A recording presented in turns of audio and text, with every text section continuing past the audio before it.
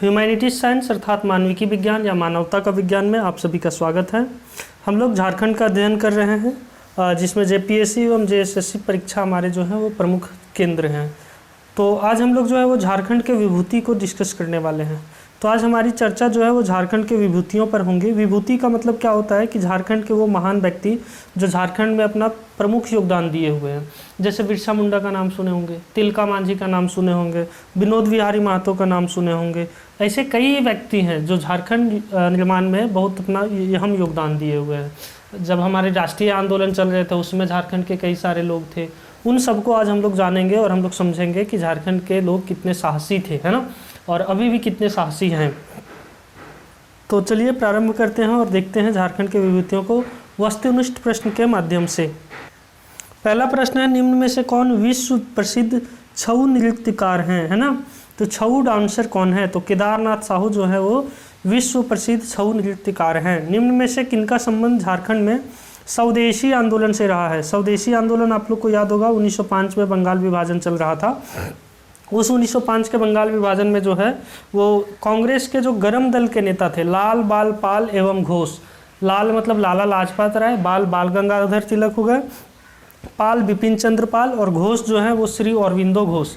ये जो चार व्यक्ति थे ये मुख्य रूप से जो है वो गरम दल के नेता थे और जिन्होंने स्वदेशी आंदोलन में बढ़ चढ़ करके हिस्सा लिए थे। और उस स्वदेशी आंदोलन में जो है वो अंग्रेज़ों को मतलब मुंह की खानी पड़ी थी।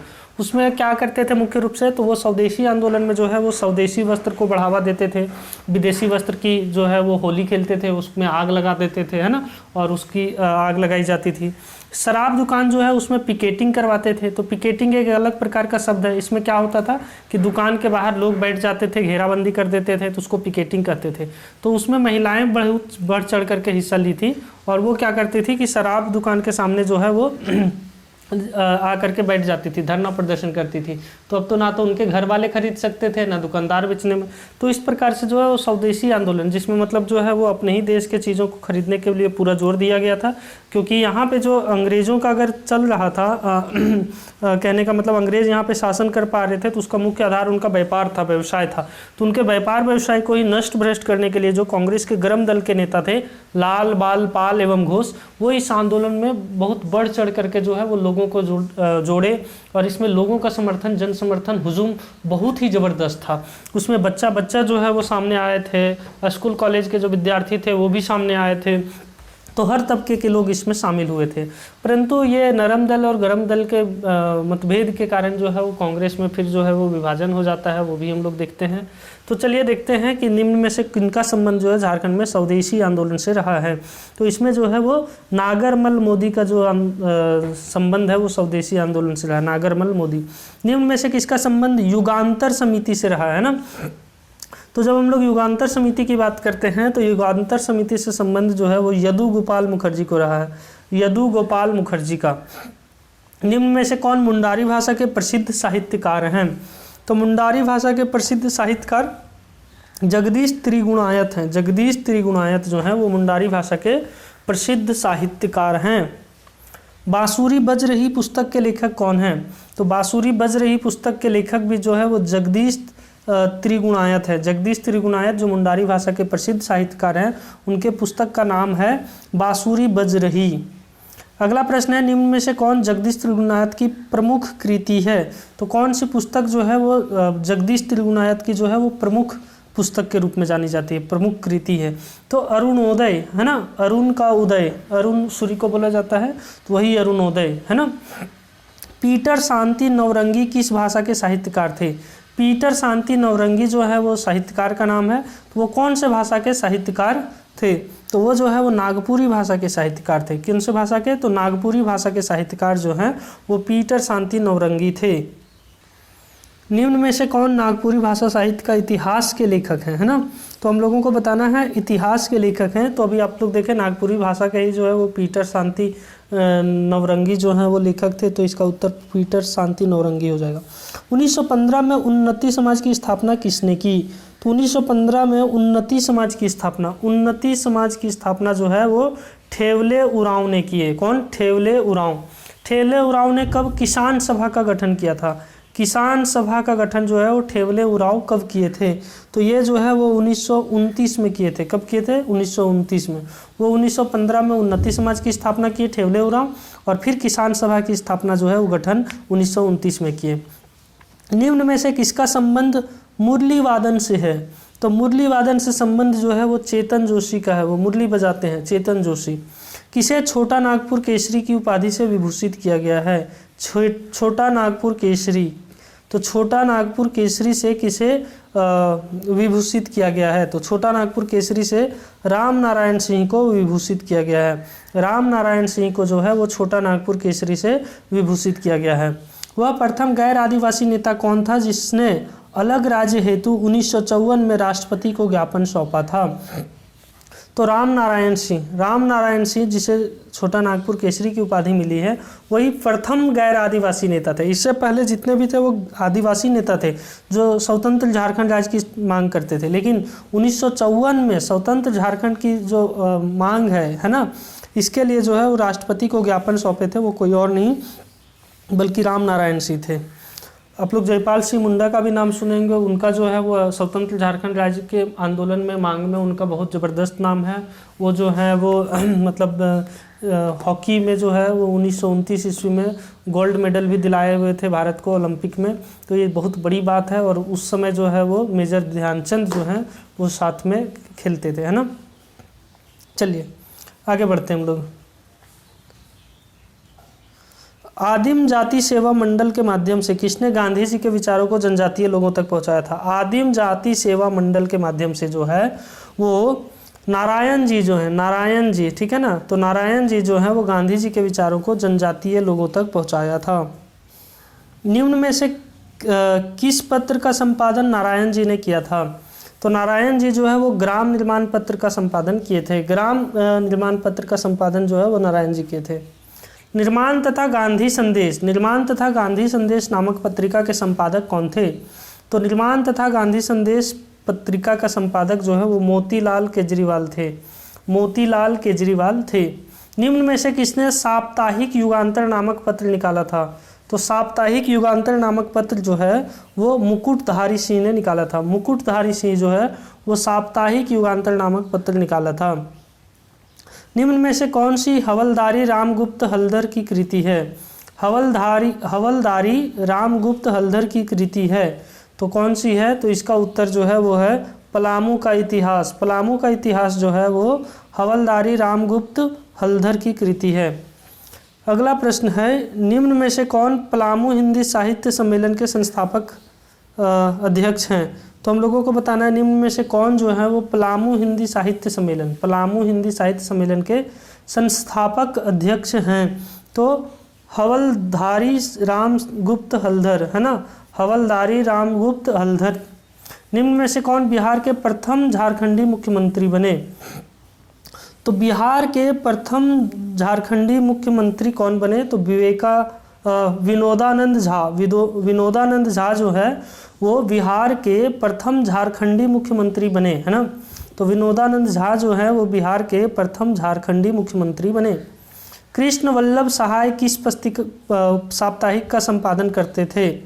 तो कृष्ण वल्लभ सहाय जो है वो छोटा नागपुर संदेश नामक पत्रिका या साप्ताहिक पत्रिका का संपादन करते थे। कृष्ण वल्लभ सहाय जो है वो कौन से साप्ताहिक पत्रिका का संपादन करते थे? तो छोटा नागपुर संदेश का। मदर टेरेसा की मृत्यु के पश्चात निम्न में से किन्हें उनका उत्तराधिकारी बनाया गया था? तो जो है वो सिस्टर निर्मला को मदर टेरेसा की मृत्यु के पश्चात उनका उत्तराधिकारी बनाया गया था। सिस्टर निर्मला को कब पद्म विभूषण से सम्मानित किया गया था? तो सिस्टर निर्मला को जो है वो 2009 ईस्वी में पद्म विभूषण से सम्मानित किया गया था। हजारीबाग से जेल जाने वाली प्रथम महिला कौन थी? तो हजारीबाग से जेल जाने वाली प्रथम महिला सरस्वती देवी थी, जिनका झारखंड आंदोलन में और साथ ही भारत का जब राष्ट्रीय आंदोलन चल रहा था तो उसमें उनका बहुत बड़ा योगदान है। महेंद्र सिंह धोनी को कब राजीव गांधी खेल रत्न से सम्मानित किया गया था? तो महेंद्र सिंह धोनी को जो है वो 2007 में राजीव गांधी खेल रत्न से सम्मानित किया गया था। सावित्री पूर्ति किस खेल से संबंधित हैं? तो सावित्री पूर्ति जो है वो हॉकी खेल से संबंधित हैं। झारखंड का जल पुरुष किसे कहा जाता है? तो झारखंड का जल पुरुष किसे कहा जाता है? तो झारखंड का जल पुरुष जो है वो सिमोन उरांव को बोला जाता है। सिमोन उरांव को झारखंड का जल पुरुष कहा जाता है। आदमी बनना है तो ज़मीन से लड़ो, किसका नारा है? आदमी बनना है तो ज़मीन से लड़ो, ये सिमोन उरांव का ही नारा है। सिमोन उरांव का नारा क्या है कि आदमी बनना है तो ज़मीन से लड़ो। अगला प्रश्न है पंडित मोर मुकुट कोडिया एवं मनोज मुकुट केडिया, अच्छा कोडिया नहीं है केडिया है। पंडित मोर मुकुट केडिया एवं मनोज मुकुट केडिया किस जेल से संबंधित हैं? तो जो है वो किस जेल से संबंधित है? तो गिरिडीह, सॉरी जेल नहीं है, क्षमा प्रार्थी हूँ, जिले से। किस जिले से संबंधित हैं? तो गिरिडीह जिले से संबंधित हैं। गिरिडीह जिले से जो है वह मोर मुकुट केडिया एवं मनोज मुकुट केडिया संबंधित हैं। निम्न में से कौन अंतर्राष्ट्रीय ख्याति प्राप्त सरोद एवं सितार वादक हैं? तो सरोद एवं सितार वादक जो है वो पंडित मोर मुकुट केडिया एवं मनोज मुकुट केडिया हैं, जिनका संबंध जो है वो गिरिडीह से जिले से है। निम्न में से किसके द्वारा जल संरक्षण हेतु बोरा बांध योजना चलाई जा रही है? तो बोरा बांध योजना चलाई जा रही है वो अशोक भगत के द्वारा चलाई जा रही है ना। तो जल संरक्षण हेतु बोरा बांध योजना जो है वो अशोक भगत के द्वारा चलाई जा रही है। निम्न में से कौन संथाली फिल्म अभिनेता हैं? तो संथाली फिल्म अभिनेता जो है वो पीताम्बर सोरेन है। कौन है? तो पीताम्बर सोरेन जो है वो संथाली फिल्म अभिनेता हैं। अभिनेता का मतलब एक्टर होता है, हीरो होता है। प्रदीप चंद्र साहू अपनी पत्नी चेतना साहू के साथ कब एवरेस्ट पर चढ़े थे? तो प्रदीप चंद्र साहू जो हैं वो अपनी पत्नी, उनकी पत्नी का नाम है चेतना साहू, ठीक है। तो चेतना साहू के साथ वो कब एवरेस्ट पे चढ़े थे? तो वो जो है वो 2016 ईस्वी में एवरेस्ट पर चढ़े थे। तो प्रदीप चंद्र साहू और उनकी पत्नी चेतना साहू जो है वो एवरेस्ट पे कब चढ़े थे? तो 2016 ईस्वी में जो है वो एवरेस्ट पे चढ़े थे। माउंट एवरेस्ट जो विश्व का सबसे ऊंचा चोटी है ना, 2016। मुकुंद नायक किस लोक नृत्य से संबंधित हैं? तो मुकुंद नायक जो है वो झूमर लोक नृत्य से संबंधित है। मुकुंद नायक का संबंध किससे है? तो झूमर से है। झूमर से जो है वो मुकुंद नायक का संबंध है। मुकुंद नायक को कब पद्म श्री पुरस्कार से सम्मानित किया गया था? तो पद्म श्री पुरस्कार से जो है 2016 में सम्मानित किया गया था। मुकुंद नायक को जो है वो पद्म श्री पुरस्कार से कब सम्मानित किया गया था? 2016 से। बलबीर दत्त किस क्षेत्र से संबंधित हैं? तो बलबीर दत्त जो है वो पत्रकारिता से संबंधित हैं। बलबीर दत्त जो हैं वो पत्रकारिता से संबंधित हैं। अब जो है वो हम लोग देखने जा रहे हैं झारखंड राज्य का गठन। तो झारखंड राज्य का गठन जो बहुत ही आवश्यक है, और चूँकि झारखंड राज्य का गठन जो है वो बहुत ही मतलब मुश्किल से हुआ है। एक प्रमुख नारा है कि कैसे लिया झारखंड, तो लड़ के लिया झारखंड।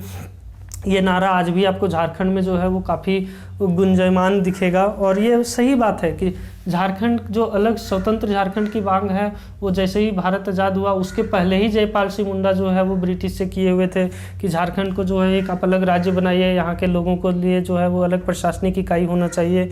तो वो बहुत पहले से चला आ रहा है, और तब जा कर के जो है वो 2000 ईस्वी में कहीं सफलता मिली। तो लगभग 70-80 साल से वो लड़ाई चली आ रही थी, तब जा कर के कहीं अलग झारखंड राज्य बना है। तो ये नारा कहीं भी गलत नहीं है कि कैसे लिया झारखंड, तो लड़ के लिया झारखंड, है ना। तो देखिए आधुनिक झारखंड का गठन की जब हम लोग बात करते हैं तो उससे रिलेटेड प्रश्न देखते हैं हम लोग।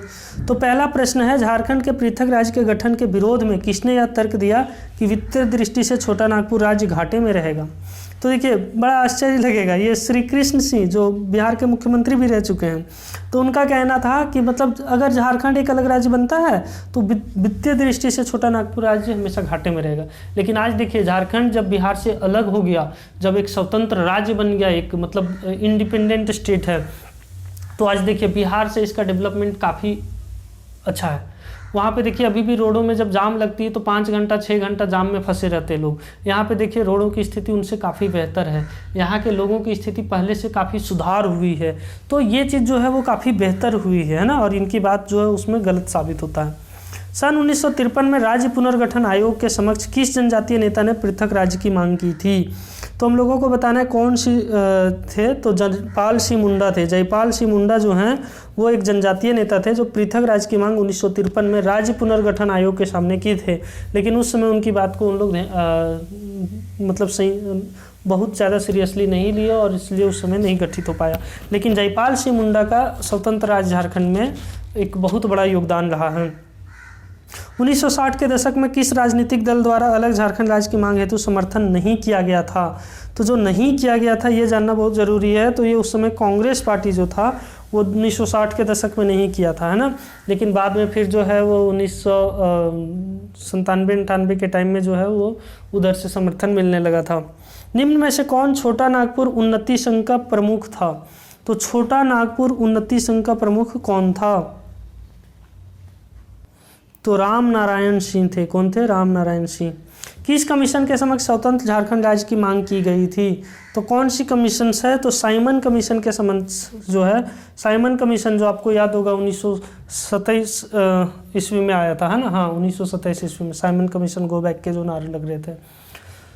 लेकिन उस समय भी उनके सामने स्वतंत्र झारखंड राज्य की मांग की गई थी कि बोला कि इसको अलग इकाई बनाया जाए, क्योंकि ये मतलब जो है वो कल्चर के दृष्टिकोण से, अगर हम लोग देखें जोग्राफिकल दृष्टिकोण से भी, जोग्राफिकल एस्पेक्ट से, मतलब जो भौगोलिक आकृति है इसकी, तो वो सब के दृष्टिकोण से इसको एक अलग राज्य होना चाहिए। लेकिन साइमन कमीशन भी जो है वो एक अलग राज्य का दर्जा उस समय नहीं दिया था। मीरल होरो किस क्षेत्र से संबंधित है? तो मीरल होरो जो है वो राजनीति से संबंधित है। किससे? तो राजनीति से। शिबू सोरेन और एम.के. राय द्वारा पटना में आदिवासियों का नेतृत्व करते हुए कब विशाल जुलूस निकाला गया था? तो शिबू सोरेन और एम.के. राय द्वारा पटना में जो है वो आदिवासियों का नेतृत्व करते हुए विशाल जुलूस कब निकाला गया था? तो 1978 ईस्वी में। समझिए पटना में उस समय निकाला गया था, क्योंकि उस समय जो है वो मतलब एक तरह से वो लोग अड़ गए थे कि मतलब नहीं, अलग राज्य झारखंड को बनने नहीं दिया जाएगा। तो हम झारखंडी भी कम नहीं थे, तो हम लोग भी बोले हम लोग तो झारखंड लड़ के ही लेंगे। और हम लोग जो है वो कहीं ना कहीं उस चीज़ की लड़ाई में बहुत आगे रहे, और उसका परिणाम है कि आज स्वतंत्र झारखंड बना है। लेकिन अभी ये लड़ाई ख़त्म नहीं हुई है। इस झारखंड को बहुत अच्छा बनाना है, और इस झारखंड को बहुत अच्छा बनाना है तो वो सभी तभी हो पाएगा जब हर घर से शिक्षित व्यक्ति हो, हर लोग यहाँ पे शिक्षित हो। जैसे ही शिक्षा हर जगह पे पहुँचेंगी, झारखंड अपने आप ही बहुत बेहतर हो जाएगा, शोषण अपने आप कम हो जाएगा। जहाँ भी करप्शन दिखेगा हम लोगों को सीधे दिख जाएगा, और हम लोग जो है उसके अगेंस्ट में जाएंगे, हम लोग लड़ने सीख जाएंगे, हम लोग कानून व्यवस्था को समझ पाएंगे। ठीक है, सभी कोई जो है वो अपना संविधान पढ़ पाएंगे। तो बहुत ज़रूरी है कि झारखंड के सभी लोग शिक्षित हो, और ये झारखंड के ही लोग नहीं बल्कि अगर हम लोग विश्व कल्याण की बात करें तो विश्व कल्याण के लिए सभी लोगों का शिक्षित होना बहुत ही आवश्यक है।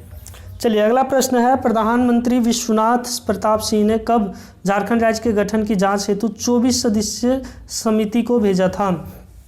तो हमारे प्रधानमंत्री विश्वनाथ प्रताप सिंह, जिनको बहुत ही ज़बरदस्त जाना जाता है, तो ओबीसी को आरक्षण को लेकर के तो 27% जो ओबीसी आरक्षण की व्यवस्था जो किए थे वो विश्वनाथ प्रताप सिंह ही थे। ठीक है, और ये जो है वो 24 सदस्यीय जो टीम है वो 1989 में भेजे थे, 1989 में, और 1991 के आसपास ही जो है 1990 के आसपास जो है वो 27% ओबीसी को आरक्षण मिला था, जो कि एक बहुत बड़ी मतलब परिवर्तन थी उस समय। और आज उसका परिणाम ये हुआ है कि पिछड़े तबके के जातियां भी जो है वो आज जो है वो सभी क्षेत्र में देखने को मिलते हैं।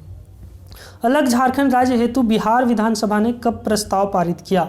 तो अलग झारखंड राज्य हेतु जो है वो बिहार विधानसभा जो है वो कब पारित किया? तो 25 अप्रैल 2000 को। कब पारित किया था? तो 25 अप्रैल 2000 को। झारखंड भारत का कौन सा राज्य बना था, है ना? तो उस समय जो है वो 28वां राज्य बना था, है ना? तो 28वां राज्य। अलग झारखंड राज्य का निर्माण बिहार के कितने जिलों को लेकर किया गया था? तो 18 जिले को लेकर के जो है वो अलग झारखंड राज्य का निर्माण जो है किया गया था। झारखंड में पृथकतावादी आंदोलन की शुरुआत मूलतः कब से मानी जाती है? तो देखते हैं ऑप्शंस में। तो मुगलों के इस क्षेत्र में प्रवेश के साथ? नहीं, ये बात नहीं है। अंग्रेज़ों के इस क्षेत्र में प्रवेश के साथ? नहीं, ये भी नहीं होगा। अगला है बंगाल से अलग होकर बिहार उड़ीसा प्रांत की स्थापना के साथ? नहीं, उस समय भी नहीं किया गया था, 1927 में किया गया था पहला, जो साइमन कमीशन के सामने। तो ये ऑप्शन में ही नहीं है, तो इसका उत्तर हो जाएगा इनमें से कोई नहीं। झारखंड के पृथक अस्तित्व का प्रमुख कारण क्या था? तो प्रमुख कारण जो है वो पठारी भूमि, जनजातीय समाज और जंगलों की उपस्थिति, तो ये सभी हो जाएगा। तो देखिए पठारी भूमि तो है ही यहाँ के कारण, तो एक पठारी भूमि जो है वो था। जनजातीय प्रमुख समाज था, तो जनजातीय बहुल समाज भी एक कारण था। फिर उसके बाद है जंगलों की उपस्थिति, तो जंगलों की तो यहाँ पे ज़बरदस्त उपस्थिति है, आपको पता है लगभग 29% के आसपास जो है यहाँ पे जंगल पाए जाते हैं। तो उपर्युक्त सभी ये सभी उत्तर हो जाएंगे, है ना। झारखंड में आकर बसने वाले को आदिवासियों ने क्या नाम दिया? तो झारखंड में जो बसने वाले आदिवासियों ने क्या नाम दिया? तो इसका नाम है मधेसी। क्या? तो मधेसी नाम दिया गया है ना। तो हम लोग देखें झारखंड के विभूति और झारखंड से रिलेटेड प्रश्न जो काफ़ी रोमांचक थे और बहुत ही ज़बरदस्त थे। और एक स्वतंत्र झारखंड तो बन गया है, एक अच्छा झारखंड बनने में समय लगेगा और इसमें झारखंड के सभी नागरिकों का, झारखंड के सभी निवासियों का बहुत ही अहम योगदान होगा। तो इसीलिए बहुत आवश्यक है कि आप सशक्त हों, आप जागरूक हों, आप पढ़े लिखे हों, आप जानकार हों, आप अच्छे अच्छे व्यवसाय से जुड़ें, तभी जो है वो झारखंड एक अच्छा राज्य बन सकेगा। तो आप सभी का ह्यूमैनिटीज साइंस अर्थात मानविकी विज्ञान या मानवता का विज्ञान के साथ जुड़े रहने के लिए बहुत धन्यवाद।